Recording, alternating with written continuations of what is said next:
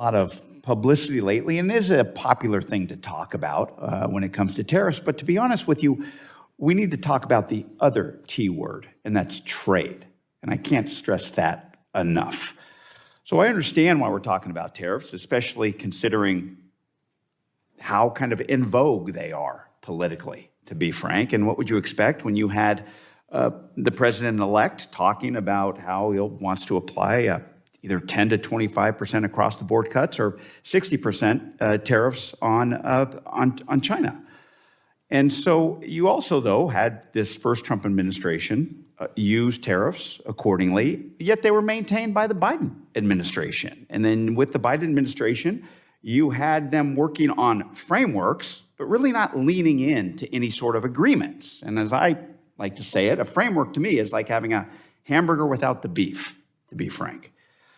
And also then you had a vice president who actually voted against the last major trade deal we had, USMCA.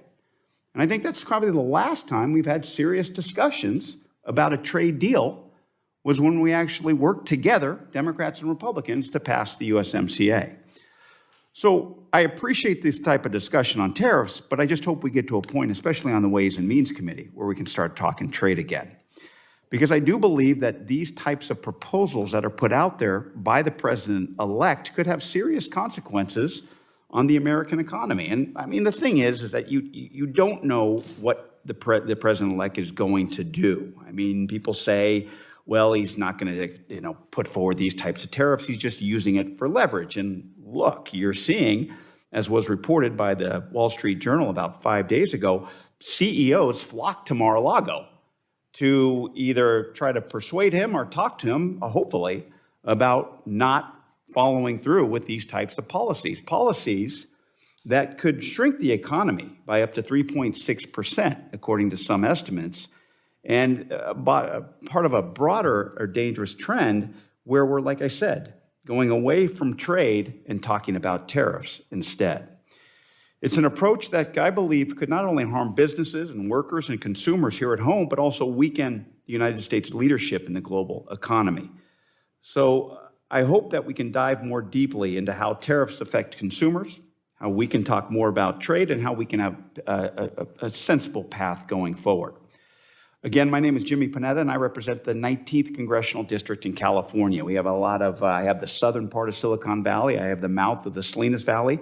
So I have a lot of semiconductor chips, and I have cow chips, put it that way. So a lot of agriculture, a lot of high tech going on. And what we saw, though, when it comes to the agriculture, though, is when tariffs are levied, it's the ag sector bears a brunt of the retaliatory tariffs. And during the last Trump administration, $30 billion of agricultural products were targeted by retaliatory tariffs, which represent 22% of all retaliated goods. The administration gave $16 billion in relief payments to farmers to mitigate the impacts of those trade policies. I understand that. But I guess, Mr. Gresser, if I could impose my first question to you, if the proposed tariffs were implemented, what would be the impact on ag? Thank you, Congressman, for that question. It would be quite extensive. The 2018-19 tariffs were pretty limited to metals. That's about 20 billion or 20 to 40 billion in imports, plus China. And according to the USDA, farmers lost more than $27 billion in export income over that time. And that was only really for one country and small slices of others. If we have, for example, threats of tariffs on Canada and Mexico and China together, that's 10% of all farm income in the United States. Farmers are always the first to be hit by retaliation. The last group went soybeans, pork, sorghum, fruit, dairy, cotton, wheat, tree nuts, corn, lots of other things. And so I think it would be a pretty difficult time for American agriculture. Gotcha. And quickly, the number one issue in my district is affordable housing or the lack of. So, Mrs. York, given that there is an estimated shortage of 7 million affordable homes already, what would broad tariffs do to the cost of housing? Broad tariffs would increase lots of the components we use to build housing, and so it would reduce the housing supply further. Great. Thank you, Mr. Chairman. Again, I appreciate this opportunity. Thank you for having me wave on, and thank you for having this discussion. Yeah, thank you, Mr. Panetta, very much. I now recognize the gentleman from Kansas, Mr. Estes. Well, thank you, Mr. Chairman, and thank you for all your witnesses for being here today. This Congress just has a few weeks remaining until the results of the November election take effect in Washington.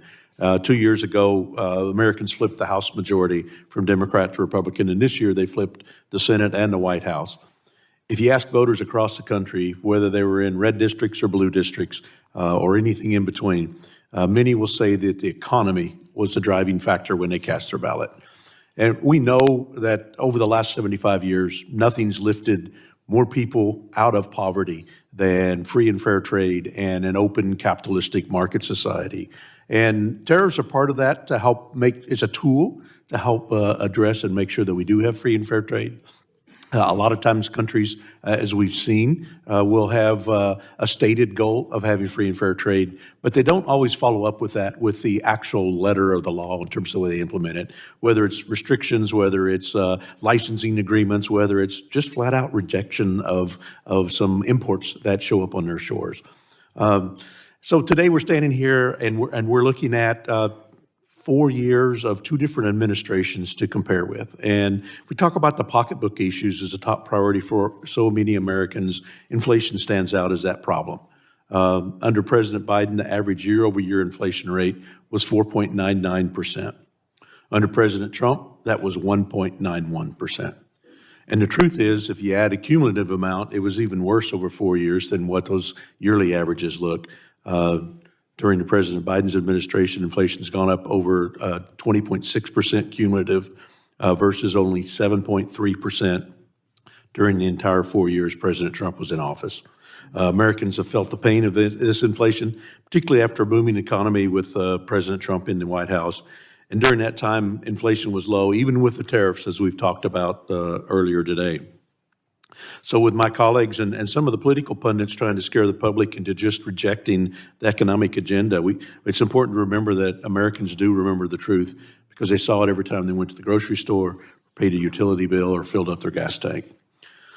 The truth is, tariffs are one of those tools that a president can use to help negotiate with allies and strengthen national security. If used strategically, they can help build our economic prosperity, bringing foreign countries to the negotiating table, creating new trade agreement opportunities, and prevent bad actors from manipulating our markets or threatening our security.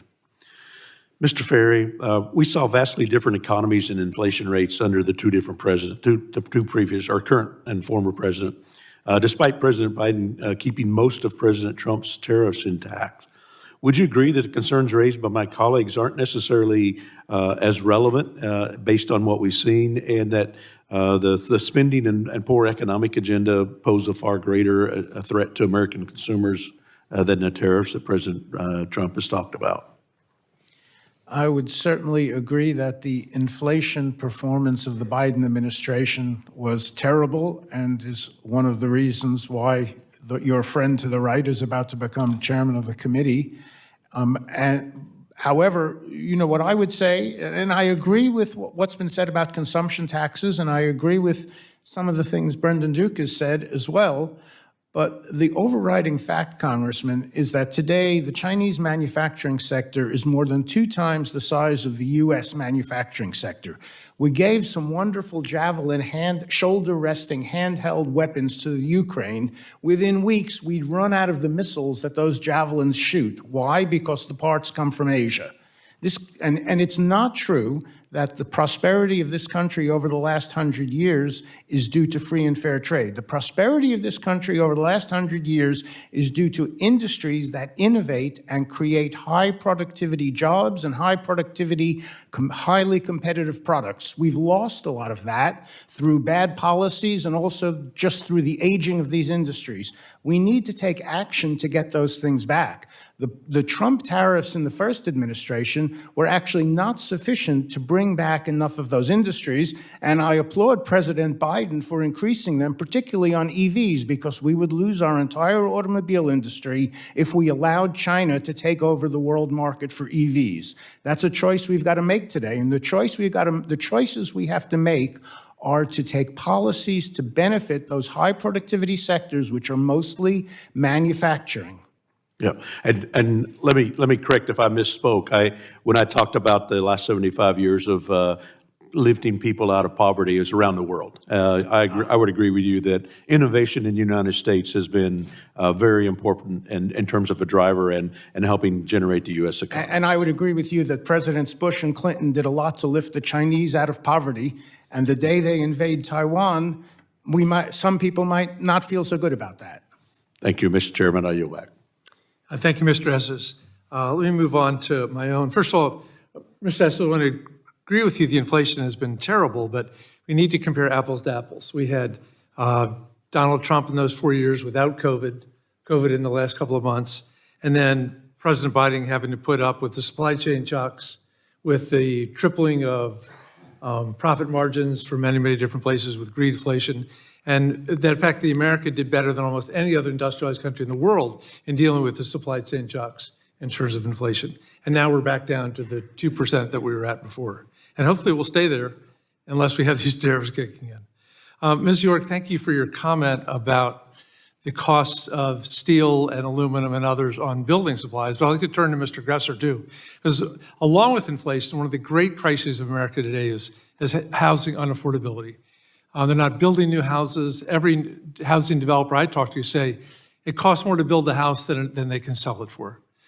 How would these potential, not the little tariffs that they just had on steel and aluminum, but the bigger tariffs that are coming, the 10 and 20% and the 60%, likely to affect our housing supply chain? Whenever we are imposing high taxes on inputs, that becomes part of the production cost. That becomes then part of the price that the home builder has to sell it at. So prices of housing will rise. It will rise at different rates for different types of buildings. But if one of our goals is to reduce home costs, make it easier, that would be adding tariffs to building supplies is going in the wrong direction. Thank you very much. Mr. Duke, are the importers who pay the tariffs and pass on to the consumers the same as the people who are retaliated against with tariffs from other countries? I mean, first of all, America's exporters are our biggest importers. So they get hit in that way, and they also get hit by the appreciated dollar. And then, obviously, ag is a whole other sector that gets disproportionately hit. And you mentioned that there's been no evidence that suggests that tariffs would change the trade balance. Intuitively, it seems like it should help the trade balance, that we would be importing less and therefore owing other countries less. Why doesn't that happen? Sure. The trade deficit is basically defined by the balance between investment and savings in the U.S. economy. Tariffs, if they're not going to deficit reduction, and Donald Trump has talked about $8 to $9 trillion of tax cuts, so I don't think we're talking about deficit reduction here, don't actually increase national saving. And so it basically changes. It basically, what happens is imports as a share of the economy fall, which seems like it's accomplishing it, but then exports as a share of the economy also fall, so they net out. And again, what are we trying to do here? Is that we just get a portion of the economy falling and a portion of the economy falling. It doesn't really actually, meet any strategic goals that we're trying to accomplish. If our goal is resiliency with China, that doesn't accomplish it of just causing the import share of GDP to fall a little and the export share of GDP to fall a little. Thank you. Mrs. York, you talked extensively about the consumption-based cash flow tax.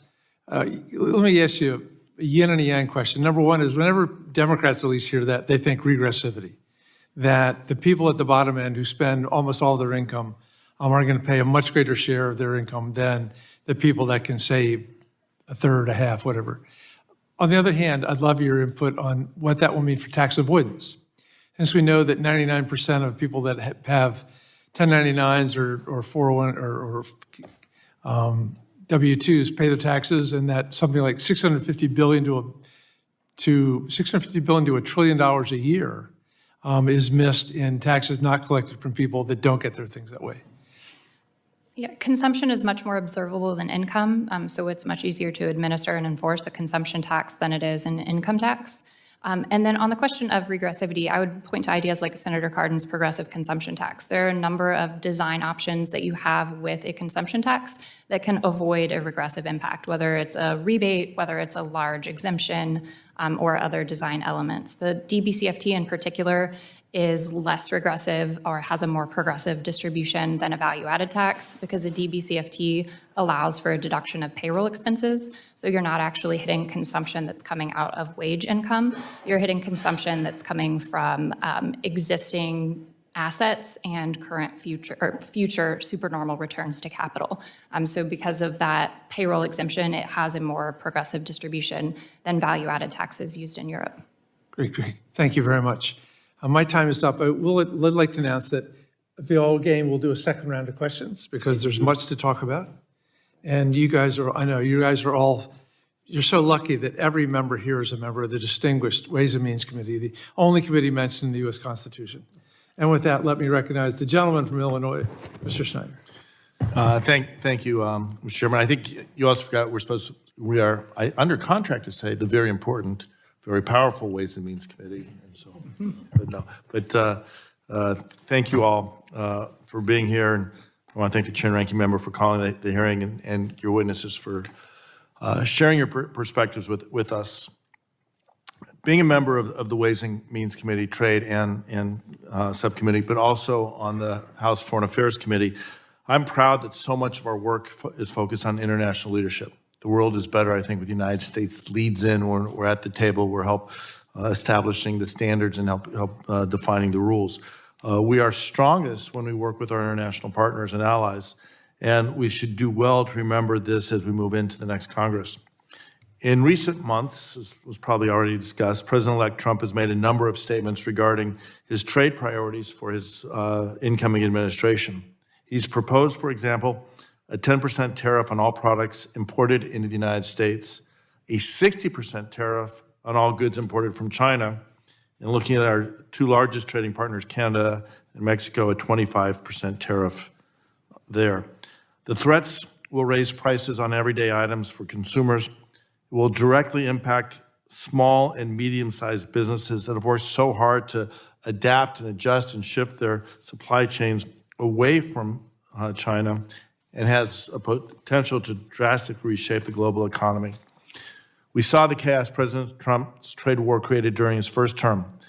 During that administration, I met with manufacturers and businesses throughout the Illinois 10th Congressional District, my district, and heard directly from constituents about the impact tariffs were having on their businesses and how employers had to quickly adapt to a challenging trade environment.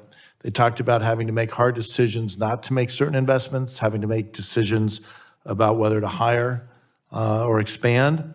And while each business was distinct, they all had this same common message.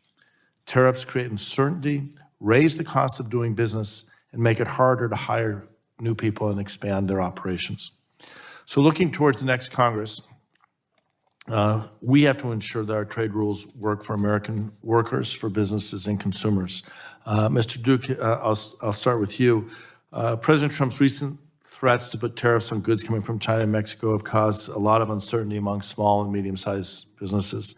Can you discuss the lasting impact that the last administration's agenda had, the last Trump administration's agenda had on businesses in the U.S. during his first term, and how you see those businesses, and really businesses of all size, preparing for what's ahead?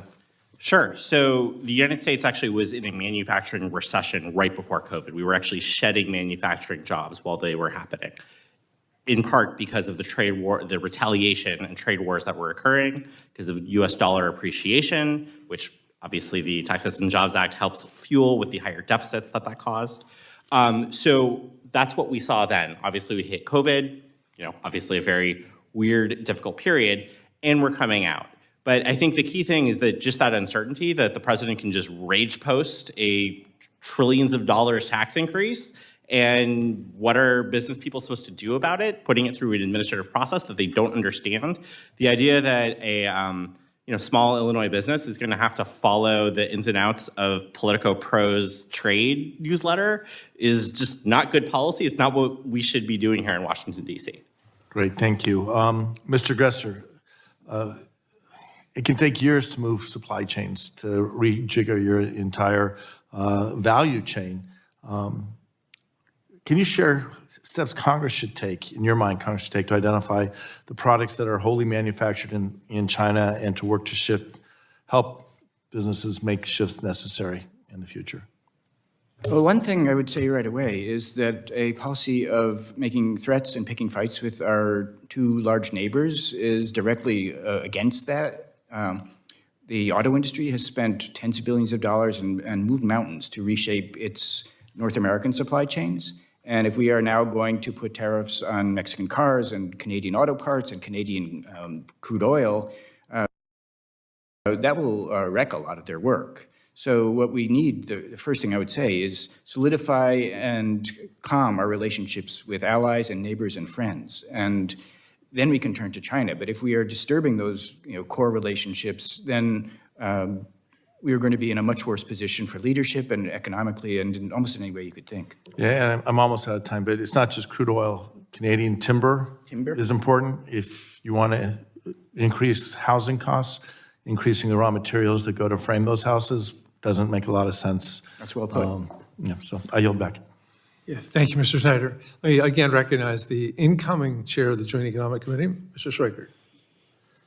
I hope that had the tone of you being happy. Thank you, Mr. Chairman. Mr. Ferry, CBO a little while ago put out a letter, hours ago, I think, and one of their numbers was a dynamics score that a 10% across the board would static decrease deficits by about 2.2 trillion, dynamic about 2.1. But if it's a broad-based, are you someone because you have pretty impressive economic credentials, do you also see the currency adjustment within a broad-based sort of flat model tariff like that?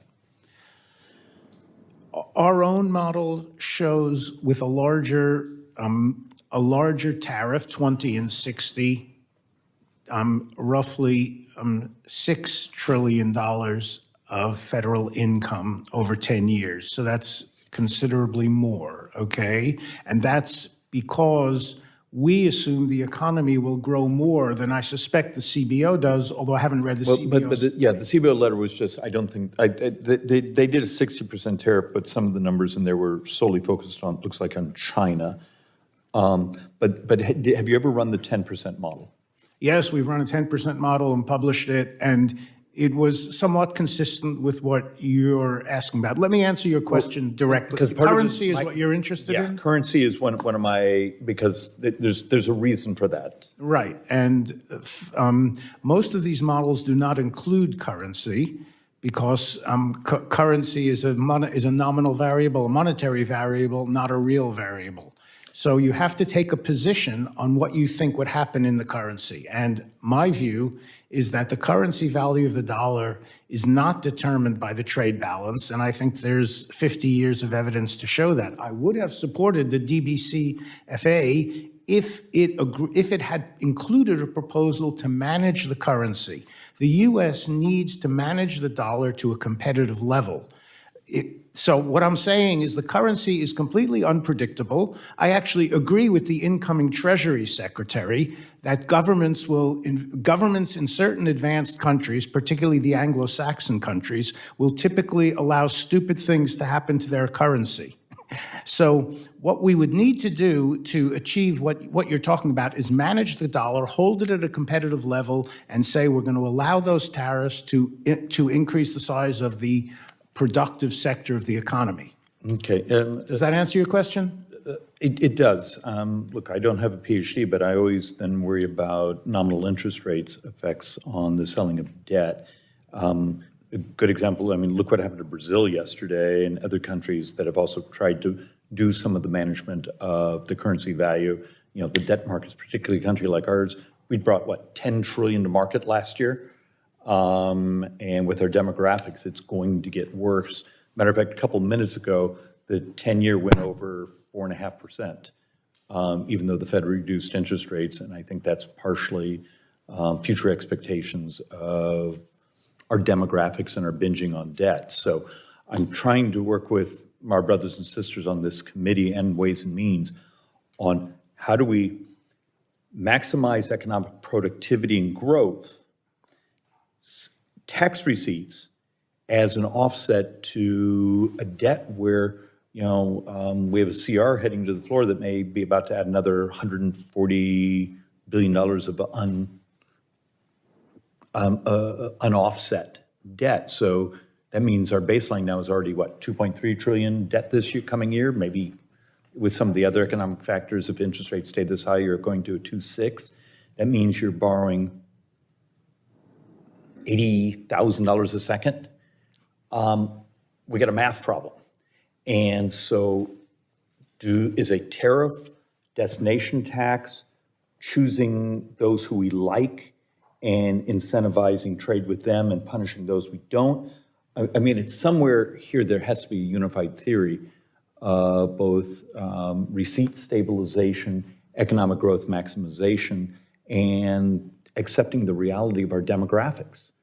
Remember, 100% of the debt, basically from today through the next 10 years, is interest and demographics. It's healthcare costs. We got old.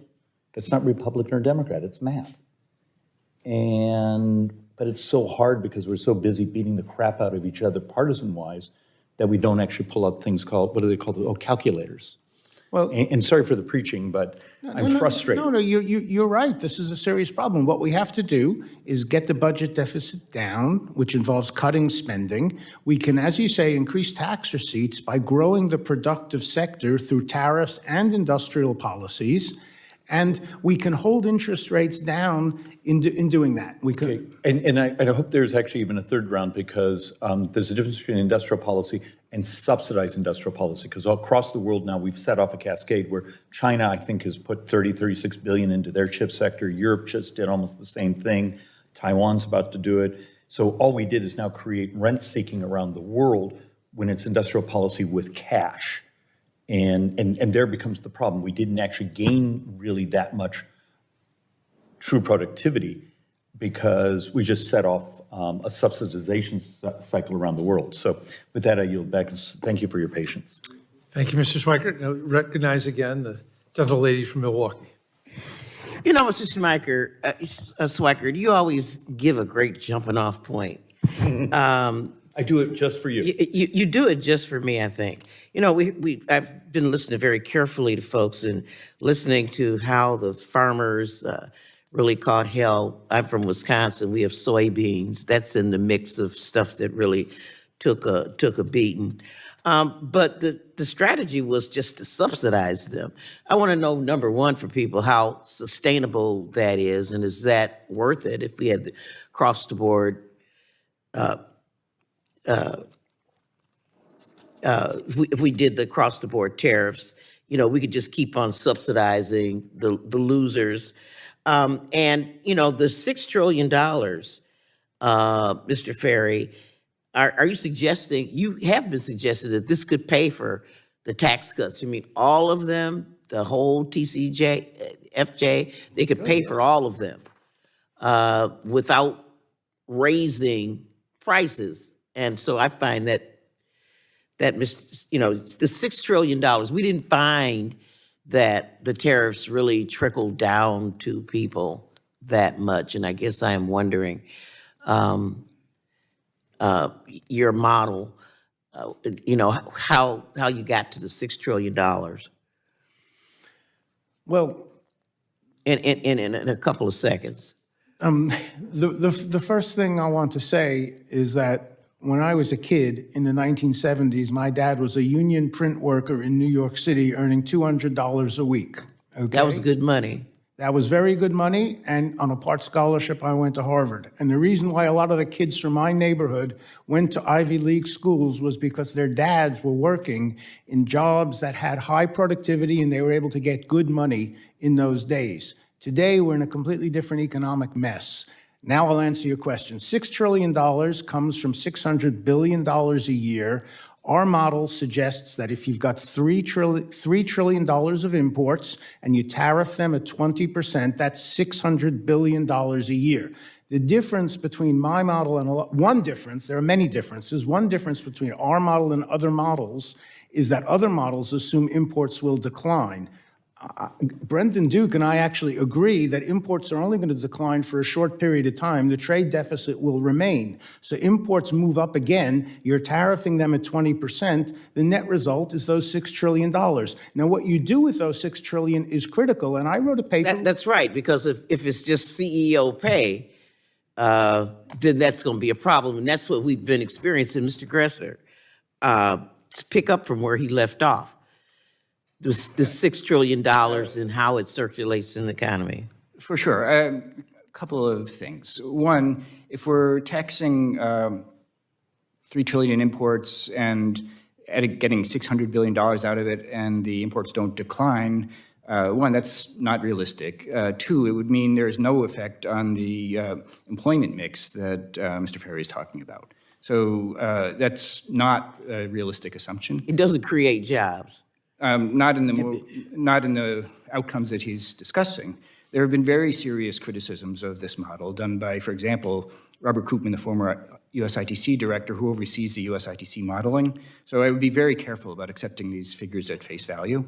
What we're talking about in a tariff of 20% on imports is a 20% tax on crude oil, $250 billion worth of crude oil.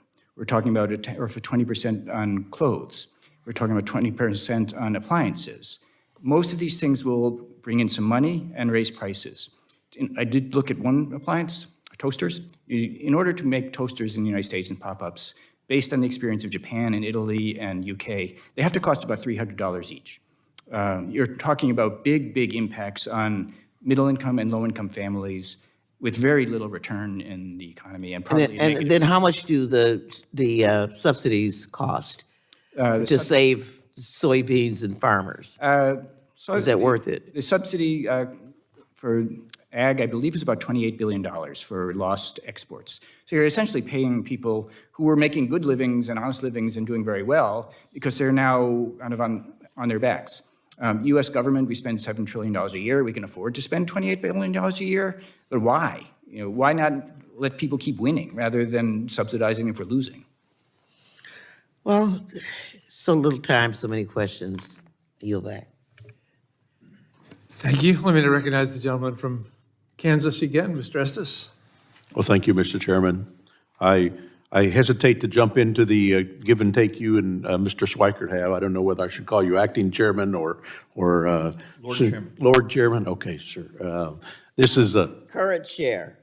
current chair. Excellent. Well, great. This is a great opportunity to be able to get together and talk and have another round of questions. There's so many good things we want to talk about. I think so much of what we're all trying to look at is how do we get a good, strong, growing economy, which ultimately provides good jobs for Americans and ultimately helps with raising tax revenue to help support the government functions that we want to have, and trying to figure out what the right policy decisions are for all of those implementations. There's a couple of questions I wanted to ask just as a follow-up, and Mrs. York, one of the things going back into the testimony that you had, the question I had, I was trying to follow through the thought process on the double taxation of savings as it relates to a decision that somebody makes to consume today versus invest. And because to me, if they make that decision, consume today after you're paid the payroll versus investing it, the tax would be on the earnings of the investment. Yes, it's delayed, but it wouldn't be on the original investment itself. So I was trying to follow that double taxation process. Yeah, we've got a handy chart on our website if you want to see like some number examples. But essentially, when you pay tax when you earn your money, that reduces how much you have able to put into savings. And then when you pay tax again on the return to that, it further reduces it compared to a tax where you either, like a 401k, you get to deduct that saving up front and then pay tax on the total withdrawal at the end, or like a Roth IRA, you've already paid tax on your income, you save it, and then you don't pay tax again when you make your withdrawal. In that system, you're neutral between when you're consuming your money because you're not facing that additional layer of tax for delaying your consumption. But if we do put that additional layer of tax on the returns when you've already paid tax on your principal, that's further reducing what you would be able to consume in the future. So it discourages that saving activity. It's similar to what we see under the corporate tax, where you don't get to fully deduct the cost of your investment immediately. So the tax falls on that investment and increases the cost of capital, very similar to double taxing saving at the individual level. All right, thank you.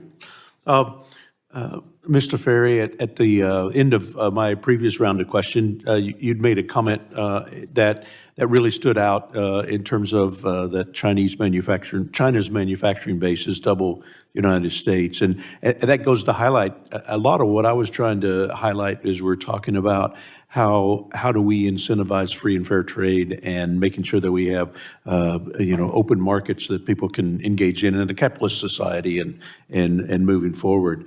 One of the things I wanted to talk, I had a question in general about for you is that, one aspect of tariffs is to help protect the United States against some of these abusive practices by other countries. We've had major concern about the Chinese Communist Party stealing intellectual property for decades. And now, as Mr. Schweiker pointed out, in terms of we've started this round robin of multiple subsidizing. China's doing a super deduction for research and development expensing, which makes the United States even more vulnerable. How do you think tariffs or other trade tactics can be used to protect the United States intellectual property in future years?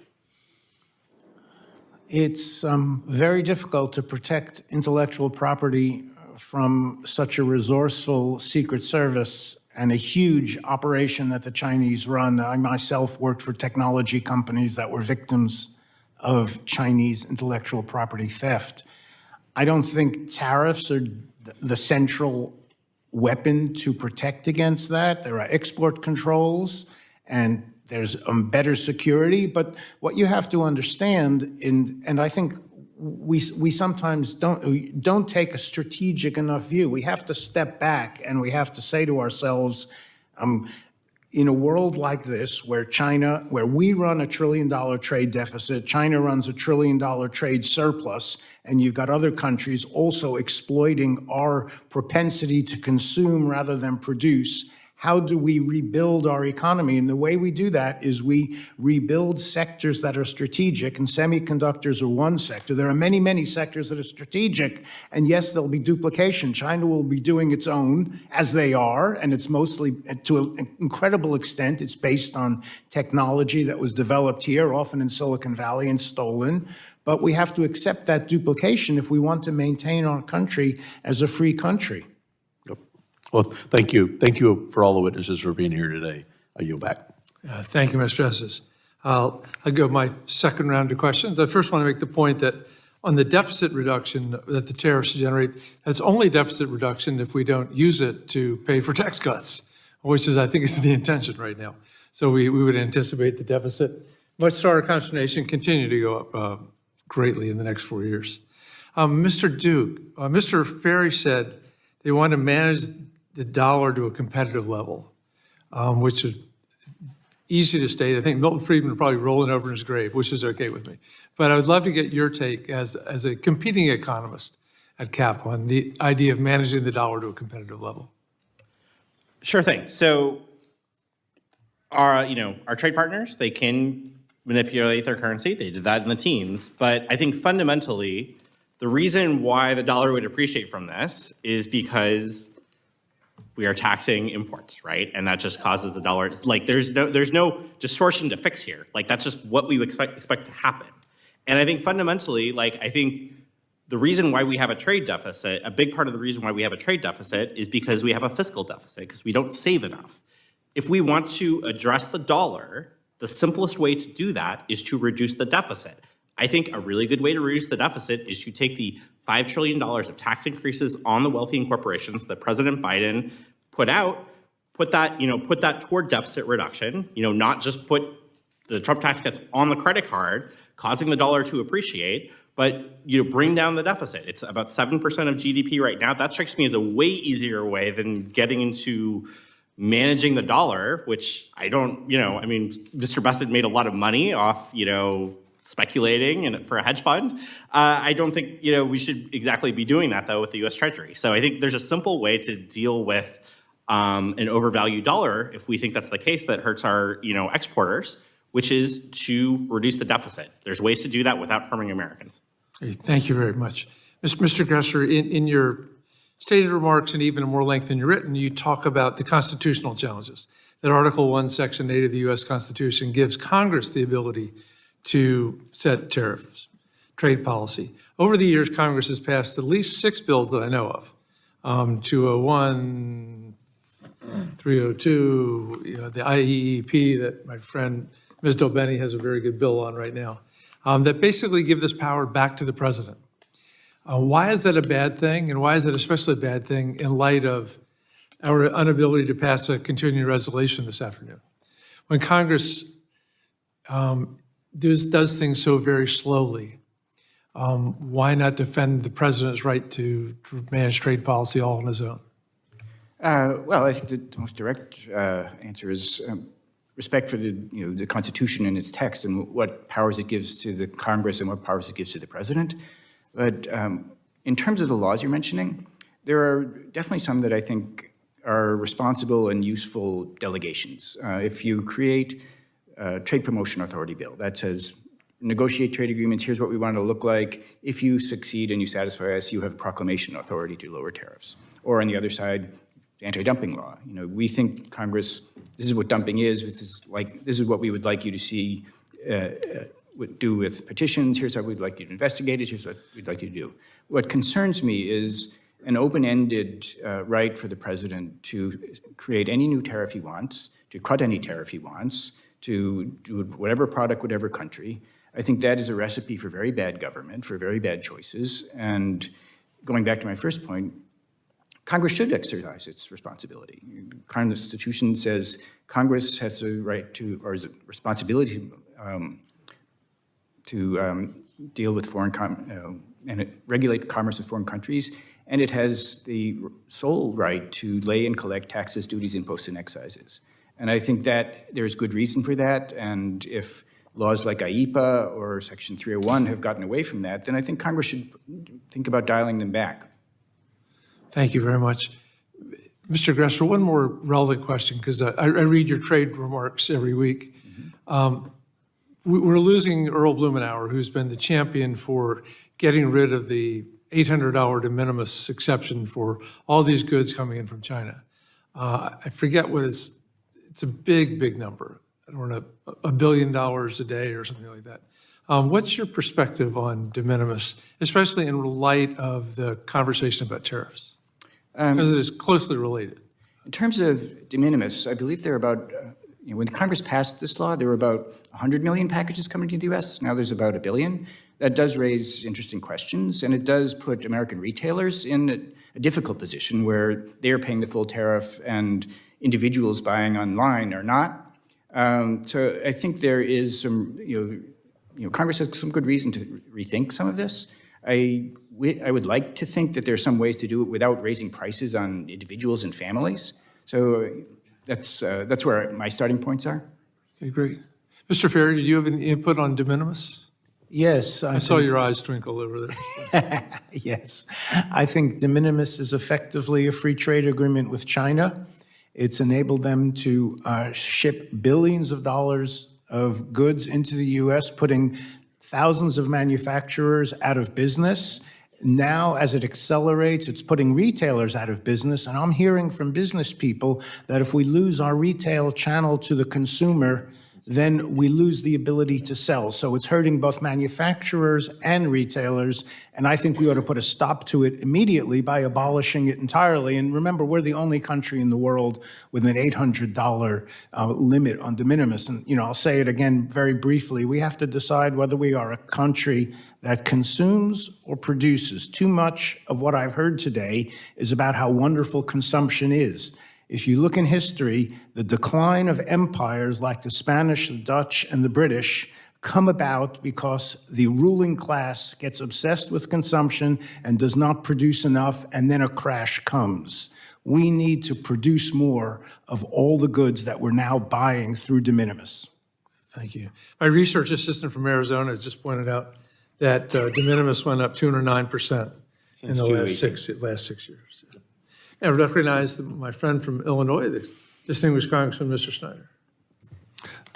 Thank you, and I'll go to Mr. Gresser. And this may or may not, I'm looking at your testimony, this may or may not be a fair question, but as I study history a little bit, in the 1980s, we imposed an embargo shipping grain to the Soviet Union. And I've looked at reports that show in Illinois, we never really recovered from that. The high point was 1979, and we lost those markets because other people went to other places. I'm wondering if you look at the last 4 years of the last administration and the embargoes, have industries recovered from the impact of the trade war, or are American industries still struggling? It's a great question. There's, I think, strong evidence that agriculture has not recovered from that we have lost market share for the long run. One thing that's interesting to me on the manufacturing side is that over these past 4 years, the use of steel in the United States has declined pretty sharply. So we're importing a lot less steel than we did before, but we're not making any more steel than we did before. And capacity utilization is below where it was before the tariffs. What that suggests to me is that construction and auto businesses, big buyers of steel, are figuring out how to make do with less. So they may be recovering over time from the losses they got from that. But that overall means a contraction in the U.S. manufacturing sector, which is being overcome over time, but not because we're making more steel over time. It's because people learn from scarcity and they can adjust sometimes. So your question is right on, that these things have long-lasting effects, and they're sometimes rebound on the people or industries they were meant to support. Yeah. I mean, expanding on your comment about necessity. Necessity is the mother of invention. It's not just that they make do, it's they find alternatives or innovation comes and it accelerates that replacement of one product for another. Mr. Fair, I want to pick up on what you said, the loss of retailers. When we talk about supply chains, value chains, it's a chain, and it's saying it, I guess I'm into the aphorisms right now, but a chain is only strong as its weakest link.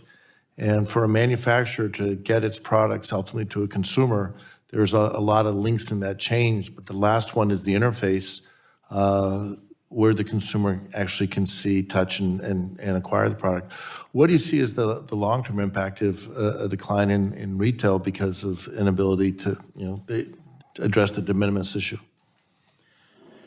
The impact of the decline in retail is, among other things, well, it's serious at several levels. First of all, it's a decline in tax revenue for state and local governments, which depend dramatically on retail revenue. And Congressman Beyer and I live in the same district, and a lot of the revenue for the city of Alexandria comes from the retail community.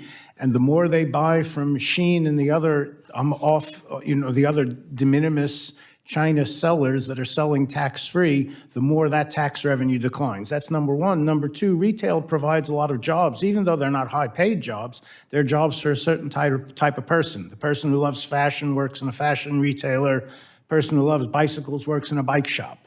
And those jobs are in decline, which adds to the problem of mediocre jobs and more people working in temporary jobs, working in warehouse or delivery type jobs, or which are unfortunately two of the main growth sectors for people without college degrees or without high school degrees. So it's a serious issue. I mean, thank you. And then let me close, Mrs. York. I'll turn to you. You had an article in Tax Foundation last month talking about the inflationary impact of tariffs. Can you describe some of the other effects tariffs will have on the economy, both short and long term? Yeah, the big long-term effect is that they reduce the real value of after-tax incomes by increasing prices that we pay in the United States. And they also lead to a less efficient allocation of resources by transferring income, transferring jobs, transferring production to the targeted firms and away from where it's currently employed. And we have evidence from 2018 and 2019 that that's what happened. If you look at the U.S. International Trade Commission report, if you look at studies by academics, they find net decreases in manufacturing employment, net decreases in manufacturing production because of these downstream effects. Yes, tariffs can create benefits in the protected industry, but you have to weigh those against the downstream costs as well as against retaliation, and the net impact for the U.S. economy is very clearly negative. Great, thank you. With that, I yield back. Thank you. We're honored to be joined this afternoon by the distinguished lady from the state of Washington, former chair of the New Democratic Coalition, and many other honors. Ms. Domeni, the chair is yours, or the floor is yours. Thank you, Congressman Beyer. Thanks all of you for joining us and for sharing all of your thoughts. I'm joining today's committee hearing because my constituents in Washington have a lot of questions and concerns about the incoming president's new sweeping tariff proposals. I serve on the Ways and Means Committee and the Trade Subcommittee because trade is very, very important to my state's economy. More than 40% of jobs in Washington are tied to trade, ranging from technology products to aircraft and trucks, as well as billions of dollars of agricultural products like seafood and dairy. Our port workers serve as a gateway to the rest of the world, bringing in energy products and semiconductors that fuel our economy, and exporting American wheat, corn, soybeans, and much more. People in my district generally benefit from lower tariffs, which are just another word for taxes on Americans Americans pay on imported goods because the cost of these taxes are mostly passed along to consumers in the forms of higher prices. To be clear, sometimes using tariff as a targeted tool can be helpful. Tariffs can be part of a holistic strategy to push back against unfair trade practices of another country and to reduce dependency within our supply chains, or to protect American industries that are important for our national security or fighting climate change. I've introduced legislation that would impose a tariff on certain goods that are produced in carbon-intensive ways. But sweeping tariffs, like the ones that President Trump has proposed, can damage communities across the country and raise prices of everyday goods like groceries, gas, and prescription drugs. Economists, including several of our witnesses today, have estimated that if these proposals aren't tempered, the average American family will pay thousands of dollars more per year because of increased prices. And the last thing Americans need right now is higher prices. These estimates don't account for retaliation, which can be devastating for American industries. In my state of Washington, in 2019, apple growers across our state lost millions of dollars in market share in India when they retaliated for tariffs that Trump imposed on steel and aluminum. It took 5 years for India to drop those tariffs, and during that time, many multi-generational family farmers left the industry. And so these kinds of sweeping tariffs could fundamentally reshape our economy and risk sending us into recession or sending our communities into economic hardship. So Congress needs to have a say in major economic decisions like this that affect our district. As Congressman Dyer talked about, I've introduced legislation called the Prevent Tariff Abuse Act to prevent any president, Democrat or Republican, from imposing sweeping tariffs under the guise of a national emergency without a vote in Congress.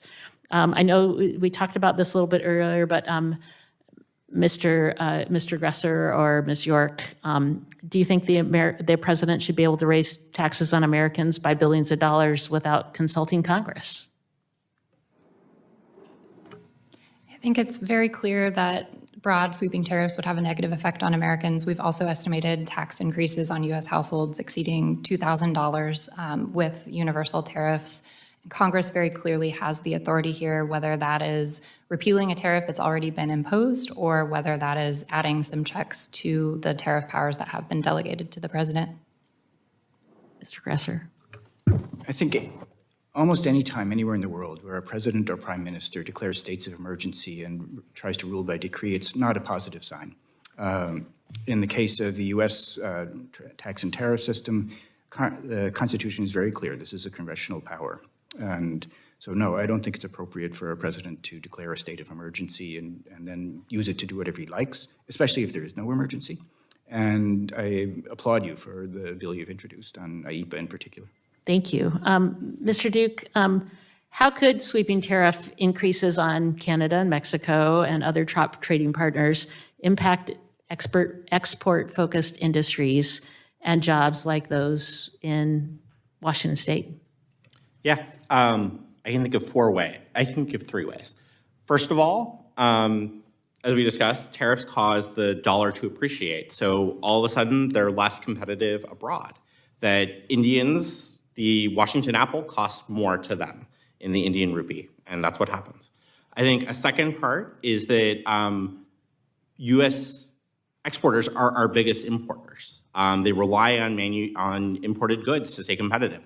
There was a study that showed Trump's first round of tariffs were the equivalent of a 2% tariff on U.S. goods abroad because of those higher costs that they bore. The third part is obviously retaliation, just as you said. And again, for no appreciable gain, it's just to do a sales tax on coffee and bananas. That doesn't make any sense to me. And lots of times the retaliation is on industries that have nothing to do with what the original tariffs are, so it makes it even more complicated. No, thank you. I've gone over my time. Thanks, I appreciate it, and I yield back, Mr. Byer. Still, Benny, thank you very much. We're almost done, but I have a couple quick questions. First of all, Mr. Snyder said that necessity is the mother of invention. I want to point out that Thorstein Veblen said that invention is the mother of necessity, too. Second, I am concerned about how in the last round with Trump, our office, among many others, was deluged with businesses applying for tariff exemptions and wanting us to write letters and intervene with the administration and the like. I mentioned earlier that at least somebody had done research that showed that firms favorable to the administration get better treatment than firms unfavorable to the administration. Mr. Gresser, could you talk at all about how corporations could game this system, or is there an opening for corruption because of who gets to pay the tariffs and who doesn't? Yes, tariff systems are going back 200 years. The former Treasury Secretary, Mr. Gallatin for Jefferson Madison, pointed out tariffs are very opaque and non-transparent in comparison to other sorts of taxes, and relatively easily manipulated by wealthy and connected businesses.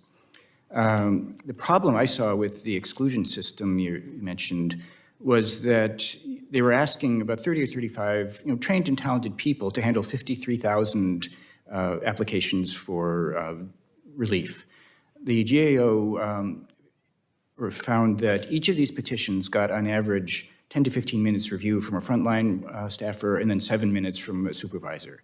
So it was a generator of random outcomes. It wasn't a real process. And I could easily imagine that businesses which are larger or older or for whatever reason more tied into the political system would have been better at getting these petitions in front of a political person who could say, oh, okay, actually this one looks kind of meritorious. Let's give it another thought. So yes, a system of this sort is going to attract so many applications, it will overwhelm the people working on it, and the outcomes from that level will be unpredictable, and those which are better connected for whatever reason are probably more likely to get a better read on their petition. So I think you're spot on. Great. Thank you very much. One last question from Mrs. York. Thank you for educating us all to, I don't know all the initials, but the cash flow tax system. There are many things that I'd love to see, when falling asleep at night, getting rid of the Electoral College or meaningful immigration reform or, getting our budget deficit down from 37 trillion. When you talk about what sounds like a wholesale change of the way we tax in America, a completely different vision, how do you see overcoming, 125 years or 140 years of history? What are the steps between where we are and the Erica York vision for tax policy? The first two steps are fairly straightforward, and we've already taken steps toward them. Full expensing for capital investment, that's had bipartisan support in the past, like expensing research and development costs, doing bonus depreciation, improving the tax treatment of structures. So that's fairly familiar policy. And then in the TCJA, there was also introduced a limitation on interest deductions. So it's going further in that direction and fully moving the tax treatment of interest. So both of those are within the political realm of things that have already been enacted. The big change is, of course, the border adjustment. And I do think that's more novel to the policy community who hasn't been in the weeds of what tax economists have been writing since like the 70s. So this isn't a new idea when it comes to academics who study tax policy and who study what's the most efficient way to structure taxes.